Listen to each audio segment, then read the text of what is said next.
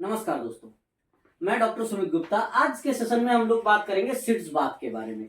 Seats bath क्या होता है, किन किन कंडीशंस में करना चाहिए, कैसे करना चाहिए और कहां कहां पर नहीं करना चाहिए, इस बात का भी ध्यान रखना है। ठीक, तो सिट्स बाथ एक ऐसा कह सकते हैं प्रोसेस है, ऐसी सिकाई है जो मलद्वार से संबंधित बीमारियों में बहुत फायदेमंद होती है। कैसे करना चाहिए, सबसे पहले ये देखें कि कब करना चाहिए। तो जैसे फिशर के पेशेंट हो गए,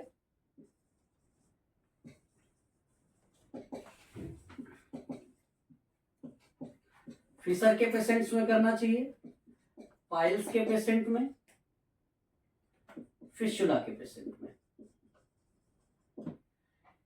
इनके पेशेंट अगर हैं तो सिट्स बात करनी चाहिए। ठीक, क्या होता है, एक आपको बाउल लेना है, एक आपको ऐसे बाउल लेना है, प्लास्टिक का या मेटल का, जो भी आप लेना चाहें। उसमें हल्का सा गुनगुना पानी भरना है।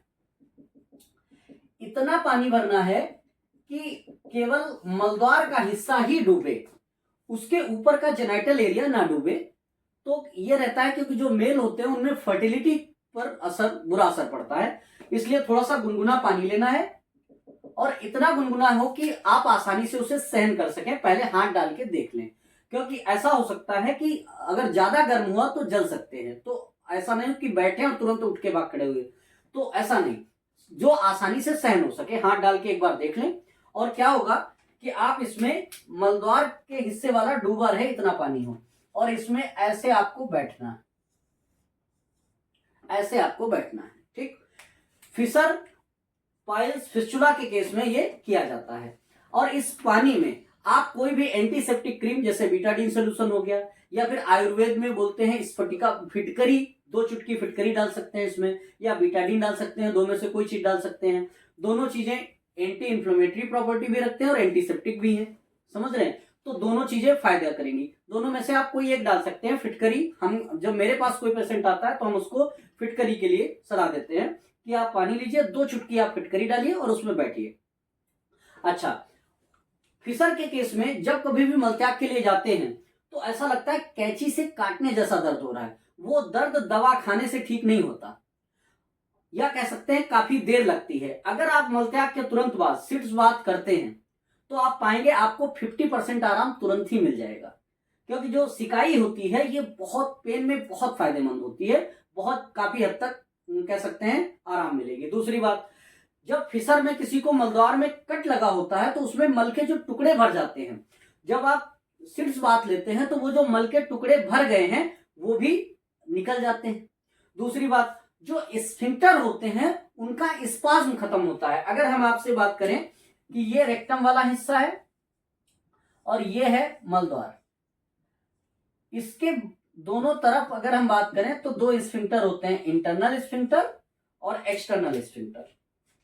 जब किसी को लंबे समय से, ये एक्सटर्नल, रेड से एक्सटर्नल है और जो हमने ब्लू से बनाया है इंटरनल है, जब किसी को लंबे समय से फिशर होता है तो उसके दिमाग में एक डर बैठ जाता है। मलत्याग करते जाते टाइम ऐसा लगता है कि मतलब दर्द होगा, जलन होगी, तो वो डर बैठ जाता है। उस डर की वजह से जो ये स्फिंक्टर होते हैं इनमें स्पाज्म, खिंचाव हो जाता है।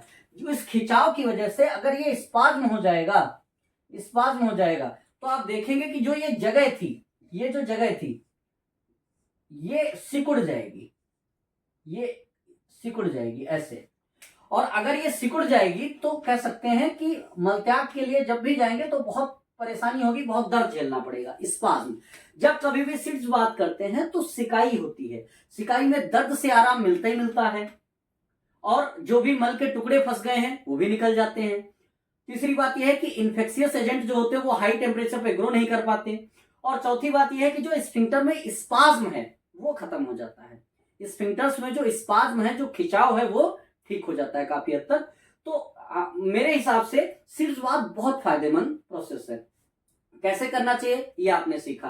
अब क्या क्या नुकसान हो सकते हैं इससे अगर हम पूछें, या किन लोगों को नहीं करना चाहिए, किन लोगों को नहीं करना चाहिए। जिन लोगों को मलद्वार के आसपास के एरिया में फंगल इन्फेक्शन है, जिनको टीनिया क्रूरिस है। टीनिया क्रूरिस क्या होती है कि मलद्वार के आसपास के हिस्से में फंगल इन्फेक्शन हो जाता है, फंगस ग्रो करता है, समझ रहे हैं, फंगस। और अगर फंगस है तो आप पाएंगे कि फंगस होने की वजह से जब उसको गीला इन्वायरमेंट मिलता है, वेट इन्वायरमेंट मिलता है, तो वो और तेजी से ग्रो करता है। तो जिन लोगों को इस हिस्से में फंगल इन्फेक्शन होता है उनको मना करते हैं कि आप सीड्स बाथ ना लीजिए, क्योंकि यहाँ पे फंगस इन्फेक्शन और बढ़ेगा तो खुजली और बढ़ेगी, अनइजीनेस लगेगी। दूसरी बात, जिन लोगों को जलन पड़ती है, जलन पड़ने की कंडीशन ये हो सकती है, कई लोगों को तो डालने वाला जो इसके अंदर जैसे बीटाडीन सोल्यूशन डाला, बीटाडीन डाला या फिर फिटकरी डाली, एलम डाला, ठीक, कई लोगों को इससे एलर्जी होती है, तो जब वो इसको डालने के बाद बैठते हैं तो कहते हैं जलन पड़ने लग गई। तो अगर टीनिया क्रूरिस वाले हैं तो उनको कहा जाता है फंगल इन्फेक्शन वालों को नहीं लेना चाहिए। दूसरी बात, जिन लोगों को बर्निंग लग रही है एलर्जी की वजह से, तो आप ये कर सकते हैं कि इसमें बीटाडीन या फिटकरी ना डाल के आप सिर्फ गुनगुना पानी रखें, और अगर उससे भी आपको अनइजीनेस लग रही है तो आप ना ही ले, ठीक। तीसरी बात ये होती है कि जिन लोगों की स्किन बहुत ज्यादा सेंसिटिव होती है, कहते हैं कि गुनगुना पानी रखा था डॉक्टर साहब लेकिन फिर भी बैठे तो बहुत रेडनेस ही हो गई, बहुत देर तक जलन पड़ती रही, तो ऐसे लोगों को भी सीड्स बाथ नहीं लेना चाहिए जो बहुत ज्यादा सेंसिटिव हैं। सेंसिटिव का मतलब थोड़ा सा भी टेम्परेचर की वजह से उनको काफी देर तक जलन महसूस होने लगती है, पूरे हिप के हिस्से में कह सकते हैं जितना हिस्सा डूबता है उसमें जलन महसूस होने लगती है। अगर एलर्जी की कंडीशन है तो इस चीज को डालने से रुक जाएं, केवल गुनगुना पानी रखें। लेकिन अगर उतने के बाद भी बर्निंग लग रही है पूरे हिस्से में तो फिर नहीं लेना चाहिए। तो जिन लोगों को सीड्स बाथ, जिन लोगों को फंगल इन्फेक्शन है उनको नहीं लेना चाहिए। दूसरी बात, जिन लोगों को इन चीजों से प्रॉब्लम है, जैसे बीटाडीन हो गया, कोई एंटीसेप्टिक सोल्यूशन हो गया, उससे है तो उसको अवॉइड करना चाहिए, और या फिर बहुत ज्यादा सेंसिटिविटी है तो उसको अवॉइड करना चाहिए। सीड्स बाथ से जो स्पाज्म है वो खत्म होता है या बहुत कम होता है, दर्द रिलैक्स होता है, हम कह रहे हैं 50% से ज्यादा आराम, जो एक पेनकिलर मेडिसिन जितना आराम देती है उससे ज्यादा सीड्स बाथ से, मतलब उससे ज्यादा आराम मिल जाता है। तो सीड्स बाथ मलद्वार से संबंधित बीमारियों में बहुत उपयोगी है, बहुत यूजफुल है। अब आप समझिए, जब कभी भी दो तीन, अब इसके बेनिफिट की अगर हम बात करें, बेनिफिट तो आप समझ चुके होंगे कि क्या क्या बेनिफिट है। पहली बात तो पेन कम होता है, पेन कम हो जाता है। दूसरी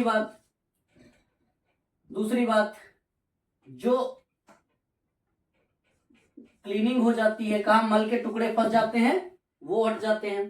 तीसरी बात, जो एंटी इन्फ्लेमेटरी प्रॉपर्टी है, एंटीसेप्टिक है, तो इन्फ्लेमेशन में भी आराम मिलता है, ठीक। चौथी बात, स्पाज्म जो है, स्फिंक्टर स्पाज्म, उसमें आराम मिलता है। पांचवी बात, जब टेम्परेचर बढ़ता है किसी हिस्से में तो वहां की वेसल्स डायलेट करती हैं, और वेसल्स डायलेट करती हैं तो ब्लड सप्लाई बढ़ जाती है। तो अगर ब्लड सप्लाई बढ़ जाएगी, ब्लड सप्लाई बढ़ जाती है, और ब्लड सप्लाई बढ़ेगी तो हीलिंग फास्ट हो जाएगी, हीलिंग फास्ट। तो अगर फिशर जैसी कंडीशन है तो उसमें हीलिंग तेज हो जाती है। तो ये कुछ फायदे हैं। जिन लोग, और किनको नहीं करना चाहिए वो भी हम लोगों ने जाना, फायदे बहुत सारे हैं। तो मलद्वार से संबंधित में सीड्स बाथ एक तरीके से वरदान है। उम्मीद है आपको सीड्स बाथ के बारे में जो कुछ बताया वो समझ आया होगा। फिर भी अगर आपके मन में कोई सवाल है, कोई क्वेरी है इससे रिलेटेड, या मलद्वार से संबंधित किसी बीमारी से रिलेटेड आप कुछ पूछना चाहते हैं या हमसे मिलना चाहते हैं, तो नीचे दिए गए नंबर पे आप कांटेक्ट कर सकते हैं, हमसे मिल सकते हैं और अपने सवाल भी हमसे पूछ सकते हैं। आपके सारे सवालों का जवाब जरूर दिया जाएगा। Thank you.